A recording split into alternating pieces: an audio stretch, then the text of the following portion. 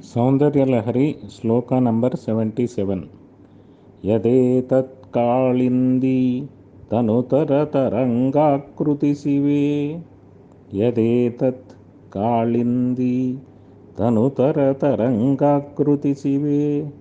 Krushey Madhye Kinchijjanani Tava Yadbhaathi Sudhiyaam. Krushey Madhye Kinchijjanani Tava Yadbhaathi Sudhiyaam.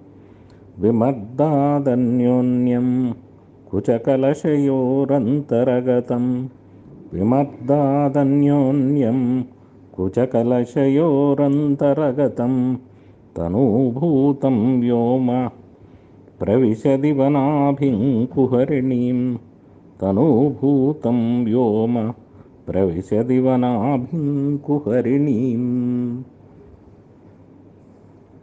This is again another meditation on the thin hairline extending from the umbilicus up to the chest, as in the previous sloka, but with a very different perspective.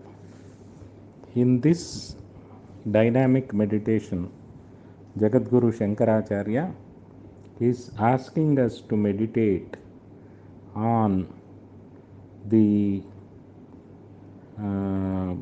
Vyoma, the space which is there in the throat of Devi, is come down to the Anahata region, that is the chest region, and from there it is coming down up to the umbilicus as a line of ripples, as it happens in Kaalindi Tanutara Taranga Kruti.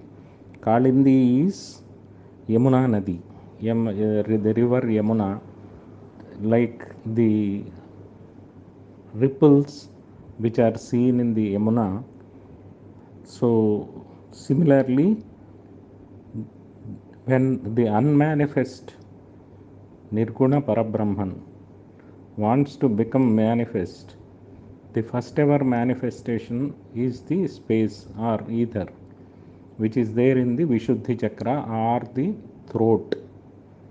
From there, it proceeds downwards to Anahata Chakra, where it becomes the Vayu or the air.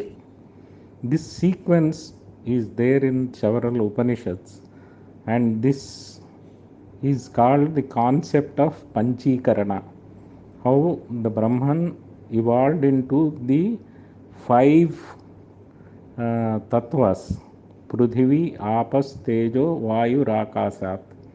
And as a part of that concept, this meditation has been devised by Adi Shankaracharya for us. So we start with the Vishuddhi, where the space is there, then it comes to Anahata, where it becomes the Vayu, that is air, and from there, because of the combination of space with the Vayu, there are ripples like what you see in the river Yamuna, and those line of ripples are this thin hairline in the center of the abdomen of Devi, which is extending from the chest to the umbilicus, where in the previous sloka we have seen it is very deep, and Diva Naabhim Kuharineem, it is very deep and lake-like, as we have seen in the previous sloka. So there are several deeper aspects in this meditation. One is the Panchikarana concept. So we think how Devi is the sole architect of this creation, and how she does is given as a glimpse in this meditation. The second thing is why they chose to equate it or compare it with the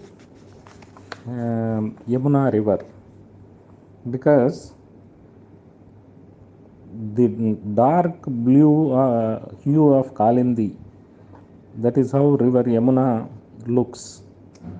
That is why the color of Akasha and Vayu intermingling looks like the color of Yamuna river, and it gives a kind of a bluish tinge. And also Yamuna is also a symbol of Ida Nadi. As the tattva also flow in the breath, it indicates the negative polarity of Shakti, which is working here to create that pressure. So Akasha is the subtle tattva, and the flow of this mental energy in Ida Nadi is also subtle. The Yamuna river flows downward from Yamunotri, and as it descends on to the plains of Mathura and Vrindavan, its ripples flow more like a subtle undercurrent. On the surface it appears smooth, but as one steps into the water, the ripples below the surface are felt. Thus the comparison given in this mantra is most appropriate. And the Anahata Chakra in Tantric language belongs to Surya Mandala, and Yamuna and Yama both are children of the sun god or the Surya Bhagavan. So that is another reason why when there are so many rivers with ripples are there, here Yamuna is given specific reference because she is the daughter of sun god, and Anahata Chakra belongs to the Surya Mandala, and from there this ripples are coming down to the Manipura Chakra at the navel level.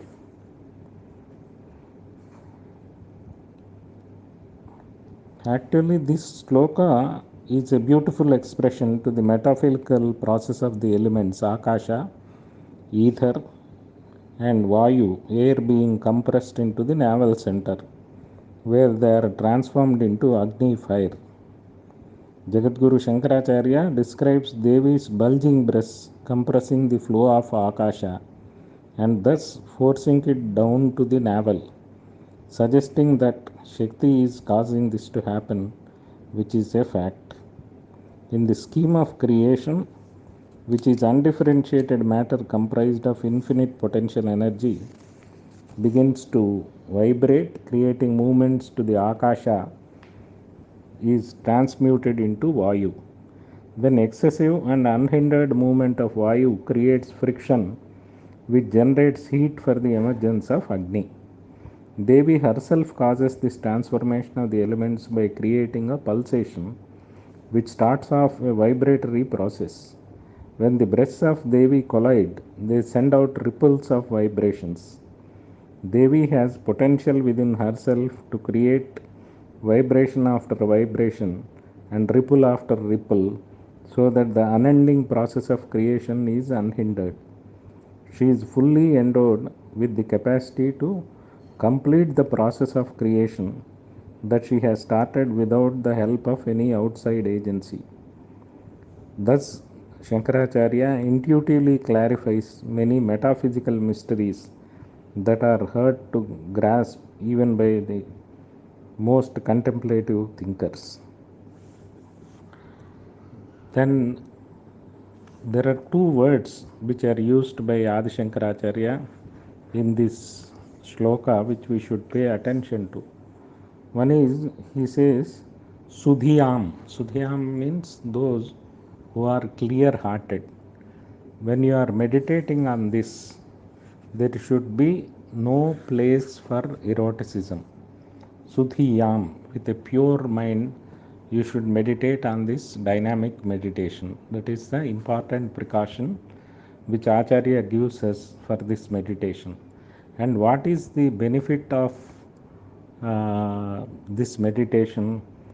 That we find in the way he addresses Devi as Shivey. Shiva is auspiciousness, Shiva is Mangala.